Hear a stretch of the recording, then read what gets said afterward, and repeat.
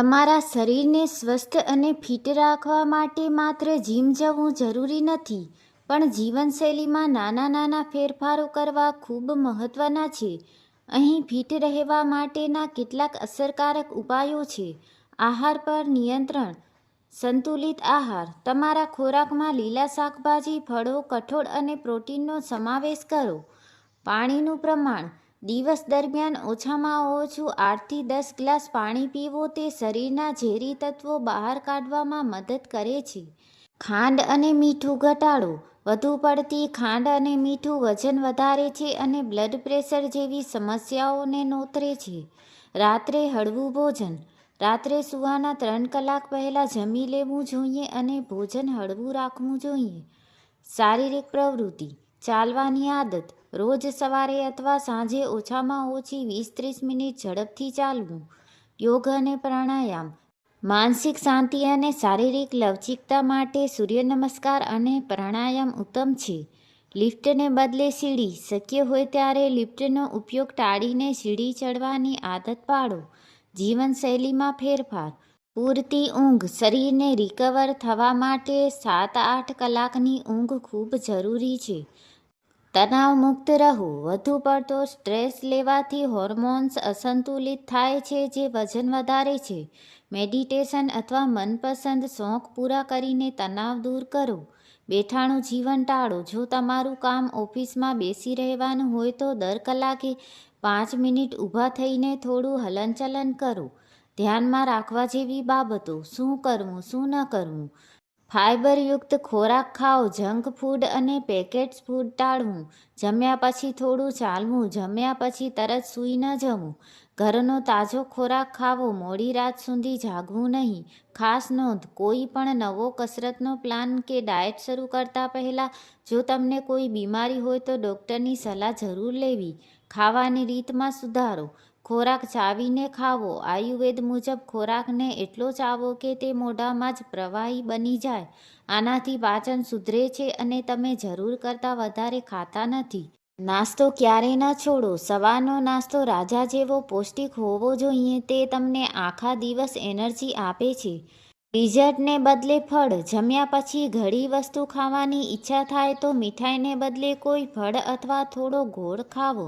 Hydration અને પીણાં. હૂંફાળું પાણી. સવારે ખાલી પેટે નવશીકું પાણી પીવાથી મેટાબોલિઝમ વધે છે અને પેટ સાફ આવે છે. ગ્રીન ટી અથવા હર્બલ ટી. દૂધ અને ખાંડવાળી ચા કોફીના બદલે ગ્રીન ટી અથવા ઉકાળો પીવાની આદત પાડો. તાજા જ્યુસ. બજારમાં મળતા પેકેટવાળા જ્યુસમાં ખાંડ વધુ હોય છે. તેના બદલે ઘરે બનાવેલા તાજા ફળોના જ્યુસ અથવા નારિયેળ પાણી પીવો. શારીરિક અને માનસિક મજબૂતી. સ્નાયુઓની કસરત. માત્ર ચાલવું પૂરતું નથી. અઠવાડિયામાં 2 વાર હળવી વજન ઉચકવાની કસરત કે પુશઅપ્સ કરવાથી હાડકાં અને સ્નાયુઓ મજબૂત થાય છે. સાચી મુદ્રા. બેસતી વખતે કે ચાલતી વખતે કરોડરજ્જુ સીધી રાખો. ખોટી રીતે બેસવાથી કમર અને ગરદનનો દુખાવો થઈ શકે છે.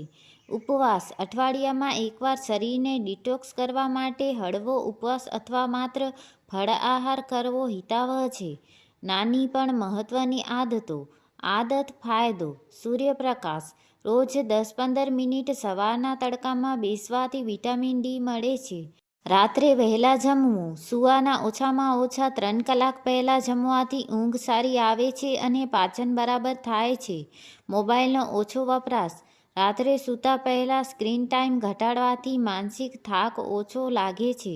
ઘરેલું નુસ્ખાઓ. મેથીનું પાણી. રાત્રે મેથી પલાળી રાખી સવારે તેનું પાણી પીવાથી બ્લડ શુગર કંટ્રોલમાં રહે છે અને વજન ઉતારવામાં મદદ મળે છે. હળદરવાળું દૂધ. રાત્રે સૂતી વખતે હળદરવાળું દૂધ પીવાથી શરીરની રોગપ્રતિકારક શક્તિ વધે છે. યાદ રાખો, ફિટનેસ એ કોઈ એક દિવસનો પ્રોજેક્ટ નથી પણ એક જીવનશૈલી છે જે કંઈ પણ ફેરફાર કરો તેને લાંબો સમય સુધી ટકાવી રાખવો જરૂરી છે. પ્રોટીનયુક્ત નાસ્તો. સવારે મગ, ચણા, પનીર કે ઈંડા જેવો પ્રોટીનથી ભરપૂર નાસ્તો કરવાથી વારંવાર ભૂખ લાગતી નથી અને સ્નાયુઓ મજબૂત થાય છે. જમતા પહેલાં પાણી. જમવાના 30 મિનિટ પહેલાં 1 ગ્લાસ પાણી પીવો. આનાથી તમે વધારે પડતું ખાવાથી બચશો. મસાલાનો ઉપયોગ: તજ, આદુ અને મરી જેવા મસાલા ખોરાકમાં ઉમેરો. તે કુદરતી રીતે ફેટ બર્ન કરવામાં મદદ કરે છે. એક્ટિવ રહેવાની સ્માર્ટ રીતો: ફોન પર વાત કરતી વખતે ચાલવું. જ્યારે પણ લાંબી વાત કરવાની હોય ત્યારે બેસી રહેવાને બદલે રૂમમાં કે ગેલેરીમાં ચાલતા ચાલતા વાત કરો.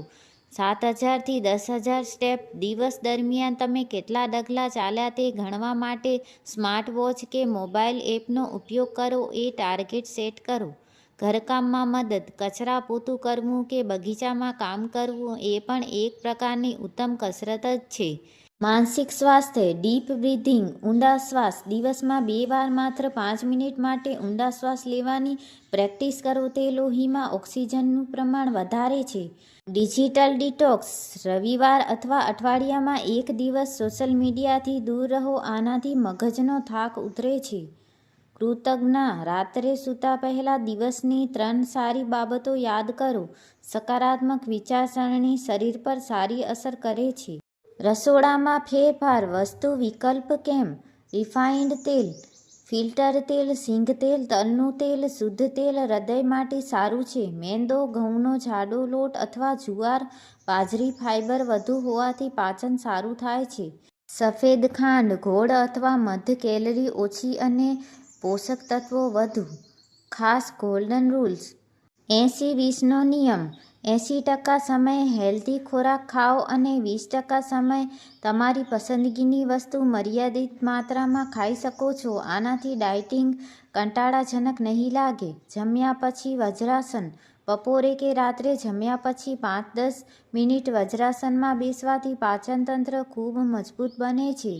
પૂરતો વિટામિન ડી: જો તમે સતત થાક અનુભવતા હો તો ચેક કરો કે તમને પૂરતો તડકો મળે છે કે નહીં. વિટામિન ડીની ઉણપથી વજન ઉતારવામાં મુશ્કેલી પડે છે.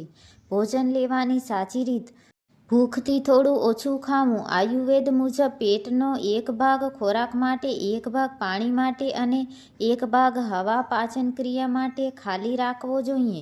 પેટ પૂરેપૂરું ભરીને ન જમવું. સ્થિર બેસીને જમવું. ઉતાવળમાં ઊભા રહીને કે ચાલતા ચાલતા ન જમવું. પલાઠી વાળીને બેસીને જમવાથી લોહીનું પરિભ્રમણ પેટ તરફ રહે છે જે પચાવવામાં મદદ કરે છે. જમતી વખતે ટીવી, મોબાઈલ બંધ: જ્યારે તમે સ્ક્રીન સામે જોઈને જમો ત્યારે મગજને ખબર નથી પડતી કે પેટ ક્યારે ભરાઈ ગયું, જેથી તમે ઓવર ઈટિંગ કરી નાખો છો.